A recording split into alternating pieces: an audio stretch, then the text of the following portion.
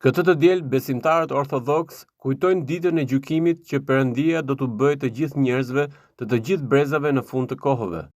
Sot gjithashtu është dita kur besimtarët ndërpresin konsumin e mishit, fillojnë udhëtimin shpirtëror të Kreshmës.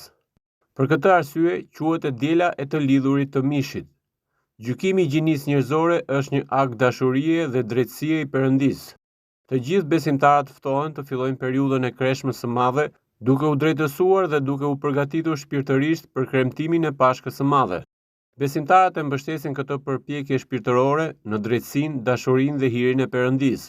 Pjesa e Ungjillit që lexohet sot në Kish tregon se kur të bëhet gjyqi i fundit i njerëzimit, Zoti do t'i vendosë të drejtët në të djathën e tij në parajs, ndërsa mëkatarët do t'i vendosë në të majtën e tij në dënim të përjetshëm. Kjo ndarje do të kryhet duke patur si kriter ndërngjegjjen e njerëzve. Gjithashtu Ungjilli i sotëm thekson rëndësinë që ka qenia njerëzore, duke hequr çdo barrierë race, gjuhe, kombi, besimi fetar apo statusi social. Të gjithë njerëzit e të gjitha epokave do të paraqiten si të barabartë përpara gjyqit të Perëndisë. Mesazhi kryesor që transmeton kjo ditë e shenjtë është dashuria reale, praktike dhe pa interes për të gjithë njerëzit pa dallim. Çdo të mirë që u bëni njerëzve, ma keni bërë mua, thot Zoti.